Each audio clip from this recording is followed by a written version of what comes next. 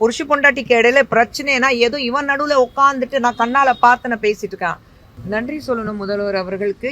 அரசியல் ரீதியாக பார்க்கக்கூடாது. உங்கள் ஆட்சியில் நடக்குது எங்கள் ஆட்சியில் நடக்கலை. யாருக்குமே இந்த மாதிரி ஒரு கொடூரம் நடக்கக்கூடாது. யார் அந்த மாதிரி மாஃபிங் பண்ணிட்டு போடுறாங்களோ அவங்க வீட்டில் இருக்கிற பெண்கள் ஒரு மாஃபிங் பண்ணி பாருங்க எப்படி இருக்கும். கருப்பு நல்லா ஓடிக்கிட்டு இருக்கு. டபுள் ஆக்குபென்சி பொறுத்த வரைக்கும் இது நிச்சயமாக ஒரு ராம்காம். யங்ஸ்டர்ஸ் இன்னைக்கு இருக்குது, யங்ஸ்டர்ஸ்க்கு எந்த மாதிரி படங்கள் பிடிக்கும், அதனால தான் முழு பொறுப்பு யங்ஸ்டர்ஸ் மேலே கொடுத்தாச்சு. அனந்திதா சுந்தர் இருக்கட்டும், ஸ்டார் காஸ்டர் இருக்கட்டும், அஸ்வின் கந்தசாமி டைரக்டர் இருக்கட்டும், எல்லாரும் ஒரு யங்ஸ்டர் உருவாக்குன ஒரு படம். ஜென்ரேஷன் நெக்ஸ்ட் சொல்கிறோம். அவங்க பார்வையில் சினிமா எப்படி இருக்குது, அதுதான் இந்த படம். மேடம் ஜென்சிக்கு பிடிக்கும் மேடம், நம்ம 60க்கு மேலே இருக்கிறவங்களுக்குலாம் பிடிக்குமா? நிச்சயமாக. நான் அதான் சொன்னேன், ஜென்சிக்கு பிடிக்கும் போது உங்களுக்கும் நிச்சயமாக பிடிக்கும்.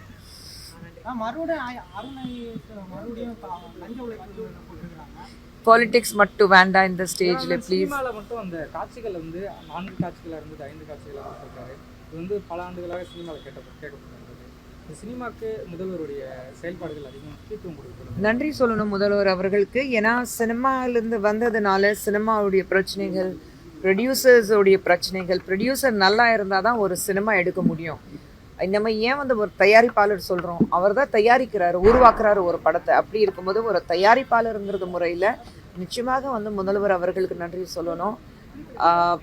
தயாரிப்பாளர்கள் இருக்கிற வரைக்கும் தான் சினிமா இருக்கணும். மற்றவங்க வருவாங்க போவாங்க, ஆனால் காசு போட்டு சினிமா எடுக்கிறதுக்கு ஒரு தயாரிப்பாளர் இருக்கணும். அதுதான்.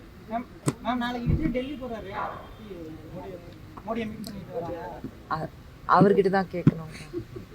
எந்த ஆட்சி மாறினாலும் பெண் குழந்தைகள் அதான அந்த பாலியல் கண்டினியூ ஆகிட்டே இருக்கு. ஒரு நிச்சயமாக இந்த மாதிரி சம்பவம் ஒவ்வொரு இடத்துல நடக்கும்போது ஃபர்ஸ்ட் அது அரசியல் ரீதியாக பார்க்கக்கூடாது. உங்கள் ஆட்சியில் நடக்குது எங்கள் ஆட்சியில் நடக்கலை, இங்கே நடக்குது அங்கே நடக்கலை, இந்த கட்சி மாநிலத்தில் நடக்குது, இந்த கட்சி அந்த மாநிலத்தில் இருக்காங்க நடக்குது. நம்ம வீட்டு பெண் குழந்தைகளுக்கு இப்படி ஒரு அநியாயத்தை நடக்கும்போது அது மொத்தமாக அப்படி தான் பார்க்குறோன்னு தவிர கட்சி ரீதியாக பிரிக்க பார்க்கக்கூடாது.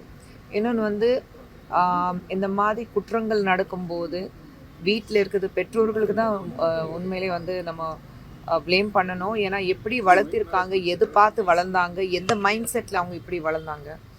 யாருக்குமே இந்த மாதிரி ஒரு கொடூரம் நடக்கக்கூடாது. அண்டு இந்த மாதிரி ஒரு அவங்களுடைய குற்றம் ப்ரூவ் ஆனதுக்கப்புறம் என்ன கேட்டால் ரொம்ப கடுமையான தண்டனை, திரும்பி வீட்டுக்கே வரக்கூடாது. வாழ்நாள் பூரா நீ ஒன்று தூக்கு தண்டனை இருக்கணும், இல்லை வாழ்நாள் பூரா நீ ஜெயிலில் இருக்கணும், வெளியே வரக்கூடாது. அந்த மாதிரி ஒரு ஸ்ட்ரிக்ட் லாஸ் இருந்தால் தான். ஏன்னா இப்போ இருக்கிறது மற்றவங்களுக்கு பார்த்தீங்கன்னா அந்த பயமே கிடையாது. சட்ட ஒழுங்குன்னு சொல்லும்போது அந்த பயமே கிடையாது. பயம் இல்லாத என்ன, ஜுவனைல் ஒரு ரேப் கேஸ் இருக்கும்போது 18 வயசுலேயே நான் வெளியில் வந்துடுவேன், ஏன்னா ஒரு குழந்தைனால 18 வயசுக்கு கீழே இருக்கிறதுனால என் மேலே எந்த ஆக்ஷன் எடுக்க முடியாதுன்னா அந்த மைண்ட் செட்டில் அவங்களுக்கு இருக்குது. ஸோ அதுதான். ப்ளீஸ் வேறு வேலை இருக்கு கேள்வி. ஒரு ஹீரோயினுக்கு மறுபடியும் மாப்பிங் பண்ணி வீடியோ போட்டதா சொல்லி ஹைதராபாத்தில் கம்ப்ளைண்ட் பண்ணியிருக்காங்க. இது தொடர்ந்துகிட்டே இருக்குது.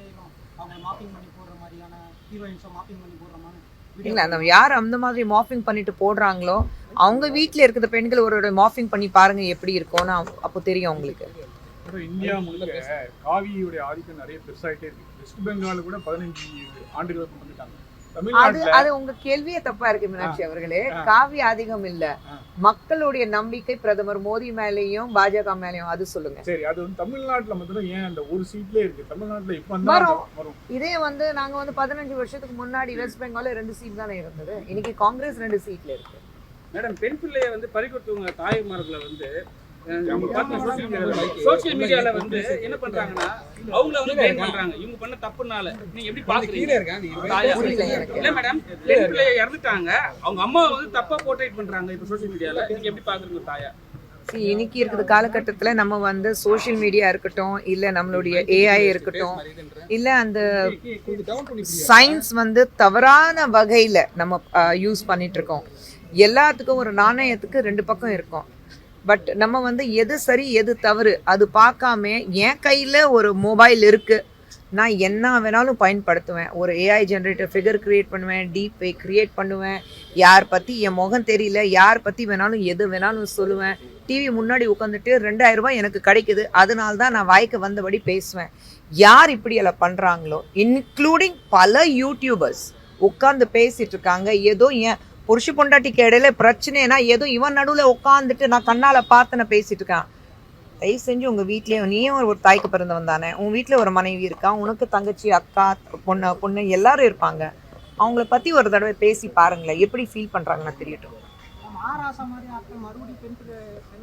நான் டோட்டல் அரசியலே வேண்டாம் சொன்னேன். அப்புறம் மறுபடியும் சுற்றி இப்படி பிடிச்சாலும் இப்படி சுற்றி பிடிச்சாலும் அரசியலுக்கு தான் வருவீங்க. கடைசியாக ஒரு கேள்வி, டிக்கெட் விலை அதிகரிக்குமோ? 450 ரூபா 300 ரூபா. ஐயோ மீனாட்சி சார், நல்லது கேளுங்க மீனாட்சி சார். நம்ம வந்து படத்தை பற்றி இல்லையா மீனாட்சி சார், நம்ம வந்து சினிமா பத்தி பேசிட்டு இருக்கோம். நல்ல ஹாப்பி சினிமா பத்தி பேசுவோமே. கருப்பு நல்லா ஓடிக்கிட்டு இருக்கு, அந்த மாதிரி நல்ல படங்கள் ஓடணும், சினிமா தியேட்டருக்கு போய் படம் பார்க்கணும். கருப்புக்கு வந்து சூர்யா அவர்களுக்கும் ஆர்ஜே பாலாஜி அவர்களுக்கும் வாழ்த்துக்கள், அப்படி விஷயங்கள் எல்லாம் சொல்லுங்களேன்.